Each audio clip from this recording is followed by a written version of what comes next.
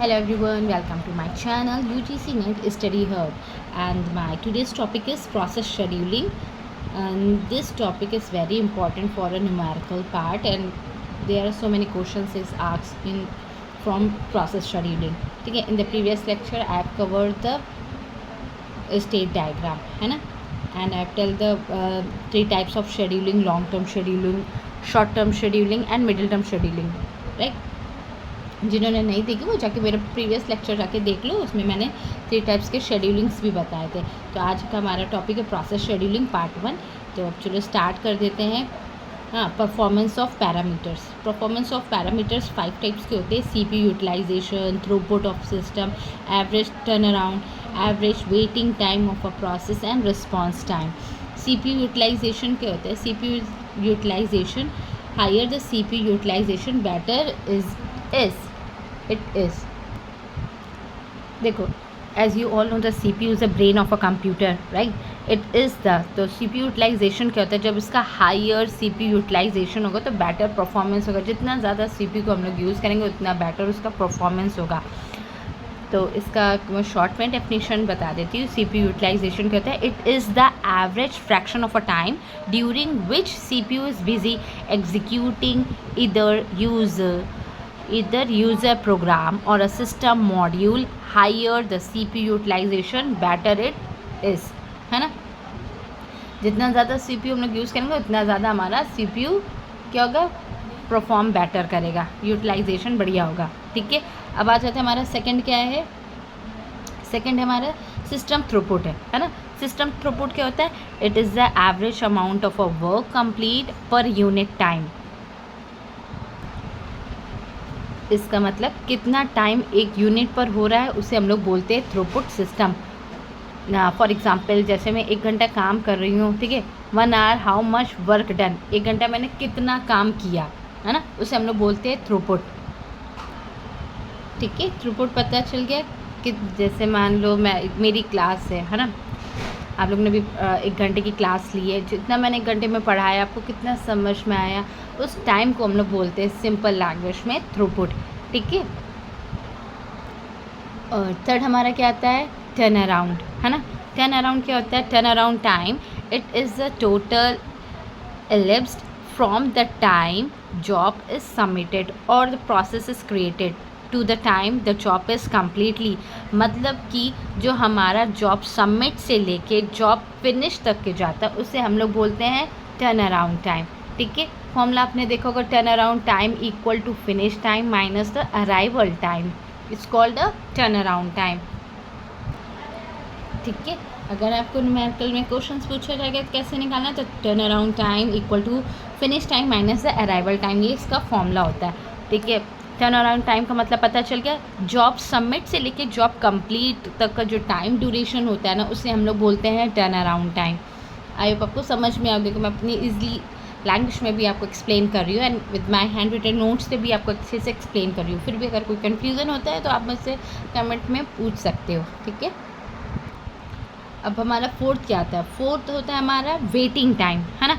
Waiting time क्या होता है? It is defined as the total time spend by the job while waiting in a suspended state और a ready state in a multi program environment. मतलब कि waiting time होता क्या है? 1 line में बताऊँ, वेटिंग टाइम क्या होता है? कितना टाइम CPU ने इंतज़ार किया है ना, उससे हम लोग बोलते हैं सिंपल वेटिंग टाइम। अगेन इसमें भी फॉर्मूला क्या होता है वेटिंग टाइम का? Turn around time minus the actual execution time lowers the average waiting time, it is better. ठीक है, वेटिंग टाइम भी आपको पता चल गया क्या होता है ना, जितना CPU ने टाइम लिया है उसको हम लोग वेटिंग टाइम बोलते हैं। अब आ जाता है हमारा फोर्थ क्या है? रिस्पॉन्स टाइम, है ना। फिफ्थ वाला क्या है? Response time. रिस्पॉन्स क्या होता है? It is defined as a time elapsed from the time an event is repeated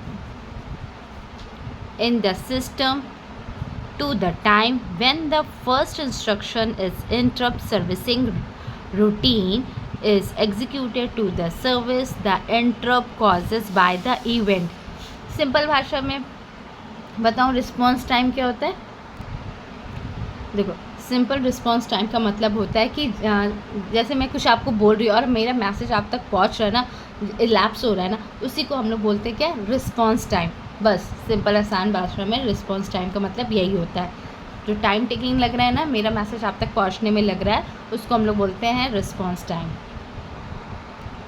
एक और एग्जाम्पल ले लेते हैं। जैसे मान लीजिए आपने कीबोर्ड पर कोई भी की प्रेस करी और आउटपुट आपको जितने सेकंड पे भी लग रहा है आ रहा है ना, उसको बोलते हैं हम लोग रिस्पॉन्स टाइम। तो इसका स्पीड टाइम क्या हो जाएगा, डिक्रीज हो जाएगा, है ना। फिर क्या होता है प्रिमेटिव। प्रिमेटिव क्या होता है, फोर्सफुली स्टॉप करता है जॉब को, और नॉन प्रिमेटिव क्या होता है, job will leave the CPU its own. ठीक है, प्रिमेटिव में जॉब फोर्सफुली स्टॉप करता है, नॉन प्रिमेटिव में जॉब जो होती है वो लीव कर देती है सीपीयू को अपने आप से। तो यहाँ पे मैंने देखो आप लोग को बता दिया ना, मल्टीपल्स जॉब्स हमारी कहाँ पे रेडी होती है, मेन मेमोरी में रेडी होती है, ready jobs. One job will go to the CPU. ठीक है, एक क्वेश्चन देख लो, which one job will go to CPU for execution, scheduling या शेड्यूलिंग एल्गोरिथम, प्रोसेस शेड्यूलिंग और सीपीयू शेड्यूलिंग। ठीक है, ये हो सकता है। One CPU can execute only one job, एक बार में एक सीपीयू जॉब को एग्जीक्यूट करेगी। अभी मैंने इसका आपको डिटेल में बताया, CPU utilisation, system throughput, turn around time and waiting time का भी विथ फॉर्मूला भी बता दिया है ना, देख लो। जब भी बोल रहे थे ना वो सब ये लिखा है। प्रिमेटिव भी बताया था, फोर्सफुली जो स्टॉप करता है जॉब को। नॉन प्रिमेटिव क्या होता है, job will not leave the CPU, है ना, job will leave the CPU its own, अपने आप जॉब लीव कर देती नॉन प्रिमेटिव में। अब वेरियस शेड्यूलिंग एल्गोरिथम पे आते हैं। वेरियस शेड्यूलिंग एल्गोरिथम क्या होता है, देखिए देयर आर द 7 टाइप्स के होते हैं वेरियस शेड्यूलिंग एल्गोरिथम। सबसे पहला आता है फर्स्ट कम फर्स्ट सर्व, फिर सेकंड आता है हमारा शॉर्टेस्ट जॉब फर्स्ट, फिर थर्ड है हमारा शॉर्टेस्ट रिमेनिंग टाइम नेक्स्ट, फिर फोर्थ है हमारा priority based non primitive scheduling, fifth है हमारा प्रायोरिटी बेस्ड प्रिमेटिव शेड्यूलिंग, फिर राउंड रॉबिन शेड्यूलिंग, फिर सेवन्थ पे आता है हमारा मल्टी लेवल क्यू, जिसे हम लोग शॉर्ट में बोलते हैं MLQ शेड्यूलिंग। ठीक है, देखो फर्स्ट कम फर्स्ट सर्व में क्या होता है, ये हमारा नॉन प्रिमेटिव जॉब होता है, और शॉर्टेस्ट जॉब फर्स्ट और शॉर्ट रिमेनिंग टाइम नेक्स्ट, है ना। ये क्या होता है, ये हमारा प्रिमेटिव होता है, शॉर्ट जॉब, प्रायोरिटी और राउंड रॉबिन, ये तीनों हमारे क्या होते हैं, प्रिमेटिव होते हैं। फर्स्ट कम फर्स्ट सर्व हमारा नॉन प्रिमेटिव होता है। ठीक है, शॉर्ट जॉब फर्स्ट जो हमारा होता है वो 2 टाइप्स के होता है, नॉन प्रिमेटिव भी होता है, प्रिमेटिव भी होता है, और प्रायोरिटी भी हमारा 2 टाइप्स के होता है, प्रिमेटिव एंड नॉन प्रिमेटिव भी होता है। ठीक है, पता चल गया। अब चलो हम लोग न्यूमेरिकल पार्ट्स में आ जाते हैं। फर्स्ट कम फर्स्ट सर्व का न्यूमेरिकल देखो इधर, first come first serve, the process are dispatch scheduling to run, है ना, strictly in the same order as those having the arrival time in a system. देखो यहाँ पे तुम्हें प्रोसेस दिया रहेगा, अराइवल टाइम भी दिया रहेगा, और नेक्स्ट सीपीयू बर्स्ट टाइम भी दिया रहेगा। ठीक है, तो हमें निकालना होगा, पहले गैंग चार्ट बनाएंगे, है ना, गैंग चार्ट बनाना आता ही होगा। फर्स्ट कम फर्स्ट सर्व में क्या होता है, जो पहले प्रोसेस आएगा वो सबसे पहले चलेगा। तो पहले हमारा P0 स्टार्ट होगा। P0 देखो क्या दिया, अराइवल टाइम 0 है, सीपीयू बर्स्ट टाइम क्या है 10 दिया, तो हमने इसे 10 तक के ले लिया। ठीक है, फिर P1 लिया हमने, P1 को लिया, P1 में हमारा देखो 1 है, और यहाँ पे बर्स्ट टाइम क्या है 6 दिया, तो 10 + 6 कर दिया तो 16 हो गया। फिर P2 लिया, P2 में 2 दिया, तो हम लोग 16 + 2 कर देंगे 8 हो जाएगा। फिर P3 चलेगा, P3 चलने के बाद हम लोग 4 इसमें ऐड करेंगे तो 2 हो गया। ठीक है, अब ये हमने ये जो लिखा है ना 10, P1 की वैल्यू क्या हो, P0 की तो क्या हो जाएगी, यहाँ पे अब हम लोग लिखेंगे वैल्यू, P0 की हो जाएगी 10, और P1 16, P2 18 एंड P3 22। तो हमने यहाँ पे फर्स्ट का फिनिश टाइम निकाल दिया। ये हमारा क्या निकल के आ गया, ये क्या हमारा फिनिश टाइम निकल के आ गया, फिनिश टाइम आ गया। फिर हमने अराइवल टाइम को फिनिश टाइम से माइनस किया, फिर हमारा ये आ गया turn around time. Turn around time जब आ जाएगा तो टर्न अराउंड टाइम को हम लोग इससे सीपीयू बर्स्ट टाइम से माइनस करेंगे तो हमारा वेटिंग टाइम आ जाएगा। ठीक है, देखो अराइवल जब हमने गैंग चार्ट बनाया तो ये हमारा फिनिश टाइम आ गया, फिनिश टाइम को हमने अराइवल टाइम से माइनस किया है। ठीक है, माइनस किया, फिर उसके बाद जब हमारा फिर हम लोग फिनिश टाइम को माइनस, देखो यहाँ पे मैंने लिखा है, दिख रहा है ना, फिनिश टाइम को हमने माइनस किया अराइवल टाइम से, ये हमारा फिनिश टाइम है ना, और ये हमारा अराइवल टाइम है, माइनस किया तो टर्न अराउंड टाइम आ गया। ठीक है, अब टर्न अराउंड टाइम में अब हम लोग इस टर्न अराउंड टाइम को सीपीयू से माइनस करेंगे, तो देखो 10 - 10 0 आ गया, 15 - 6 9 एंड 15 - 2 13 एंड 17 - 4 13 आ गया। तो ये हमारा आ गया वेटिंग टाइम। सबसे पहले गैंट चार्ट बनेगा, फिर उसको अराइवल को माइनस करेंगे, जो हमारा फिनिश टाइम है उससे माइनस करेंगे, फिर टर्न अराउंड टाइम को CPU टाइम से माइनस करेंगे तो हमारा वेटिंग टाइम आ जाएगा, जो मैंने अभी फॉर्मूला बताया था, है ना। Turn around time minus finish time equal to arrival time, है ना, माइनस टू अराइवल टाइम। यहाँ पे देख सकते हो मैंने शॉर्ट में लिखा है, AT का मतलब अराइवल टाइम, FT का मतलब फिनिश टाइम, और TAT को शॉर्ट में बोलते हैं टर्न अराउंड टाइम, और WT का मतलब है वेटिंग टाइम, ठीक है, वेटिंग टाइम। तो यहाँ पे हमने देखो एवरेज टाइम निकालिए, एवरेज टाइम को टोटल करेंगे डिवाइडेड, हमें 4 क्यों लिखा है, क्योंकि 4 प्रोसेस थी हमारी, P0 से लेकर P3 तक थी, है ना। तो फिर इन सबको प्रोसेस को ऐड किया, डिवाइडेड बाय 4 कर दिया, ठीक है। फिर हमारा क्या निकला गया, एवरेज टर्न अराउंड टाइम आ गया। फिर एवरेज वेटिंग टाइम सेम, इसको भी हम लोग ऐड करेंगे, डिवाइडेड बाय 4 करेंगे तो हमारा क्या आ गया, एवरेज वेटिंग टाइम। अब हम चलते हैं shortest job first. Shortest job first non preemptive वाला निकालेंगे पहले हम लोग, ठीक है। Next job to be dispatched which, हाँ, next job will be dispatched will be the one which happen to be the shortest among the pending lot of job, है ना। शॉर्टेस्ट जॉब क्या होती है, जिसमें कम टाइम लग रहा, पहले हम लोग उसे लेंगे, उसे बोलेंगे शॉर्टेस्ट जॉब, ठीक है। जैसे कि यहाँ में प्रोसेस दिया, अराइवल टाइम दिया, CPU बस टाइम दिया। पहले हम लोग गैंट चार्ट बनाएंगे। गैंट चार्ट क्या, सबसे पहले देखो अराइवल टाइम किसका, पहले हम लोग P0 को लेंगे। P0 हमने क्यों लिया, क्योंकि इसका अराइवल टाइम 0 है, तो इसलिए हमने P0 को लिया। फिर हमने P2 को लिया क्योंकि इसका अराइवल 2 है, और यहाँ पे CPU बस टाइम 2 दिया है, इसलिए हमने P2 लिया, ठीक है। P2 के बाद हम P3 को लेंगे क्योंकि इसमें कम ले रहा है, शॉर्टेस्ट का मतलब जो कम CPU टाइम जिसमें ले रहा है, तो इसलिए हमने 4 को यहाँ पे लिया, ठीक है। फिर P3 के बाद फिर हम P1 पे जाएंगे। P1 में लास्ट में जाएंगे क्योंकि इसका CPU बस टाइम क्या है, 6 है, तो इसलिए हमने P1 को लिया, ठीक है। ये हमारा गैंट चार्ट बन गया। सेम फिर वही करेंगे, अराइवल ये जो हमारा गैंट चार्ट निकल कर आया ना, फिर यहाँ पे हमने वैल्यू लिख दिया, P0 10 हो गया, T1 22 हो गया, P3 12 हो गया, और P3 16 हो गया, ठीक है। अराइवल को माइनस करेंगे फर्स्ट, हाँ, अराइवल को माइनस करेंगे फिनिश टाइम से, arrival time minus by finish time, turn around time आ गया। अब टर्न अराउंड टाइम को हम लोग CPU बेस से माइनस करेंगे तो वेटिंग टाइम निकल के आएगा। फिर इनका टोटल करेंगे, turn around time and waiting time का टोटल कर दो, टोटल किया, ठीक है। टोटल करने के बाद फिर हमने इसको 4 प्रोसेस दी थी, 4 से डिवाइड कर दिया, आंसर आ गया, ठीक है, आ गया शॉर्टेस्ट जॉब। ये हमारा नॉन प्रिमेटिव है, देख लो नॉन प्रिमेटिव। अब आते हैं हम लोग शॉर्टेस्ट जॉब विथ प्रिमेटिव, ठीक है।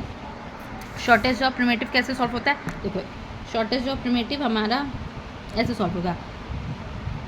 ये देखो हमारा प्रोसेस दिया, अराइवल टाइम दिया, फिनिश टाइम दिया, और CPU सेम वैसे ही निकालना है। गैंट चार्ट बनाएंगे, फिर इसको हम लोग डिवाइड कर देंगे प्रोसेस से, ठीक है। यहाँ हमारा पहले P0 चला, क्यों, क्योंकि हमारा यहाँ पे CPU बस टाइम,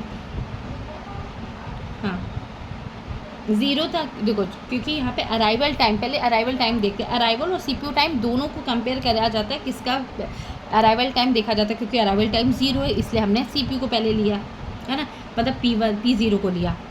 CPU बस टाइम इसका 10 था तो वो थोड़ा चला, ठीक है, 1 सेकेंड के लिए।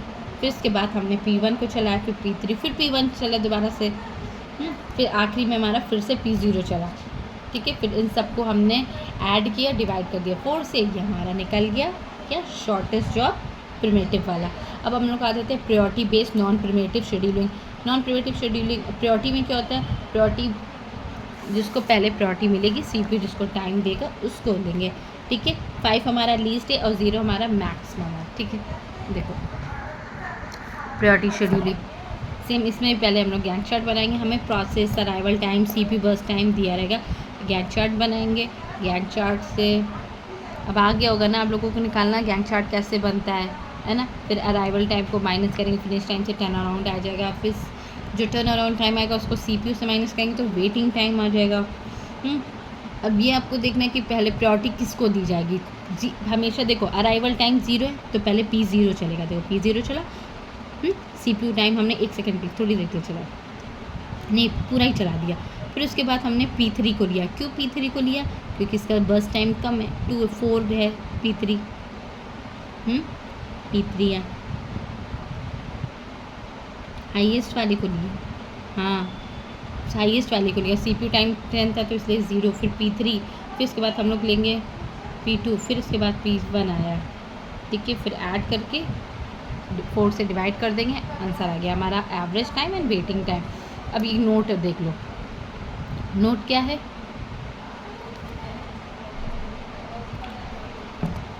देखो waiting time and turn around time, ये हमारा फर्स्ट का लेस होता है, फिर शॉर्टेस्ट ऑफ फर्स्ट लेस होता है, फिर शॉर्टेस्ट रीडिंग टाइम होगा, ठीक है, मिनिमम वेटिंग टाइम, ठीक है। तो आज के लिए बस इतना ही। अब बाद मिलते हैं नेक्स्ट वीडियो में। नेक्स्ट वीडियो में हम आपको उसका पार्ट 2 बताएंगे, प्रायोरिटी, ठीक है, प्रायोरिटी विद प्रिवेटिव शेड्यूलिंग, ठीक है। आज के लिए इतना ही, तब तक आप इससे प्रैक्टिस करना, सॉल्व करना खुद से, ना आए तो फिर आप पूछ लेना मुझे, ठीक है। तब तक के लिए आज के लिए इतना ही, अब मिलते हैं नेक्स्ट वीडियो में। Bye bye, thank you for watching.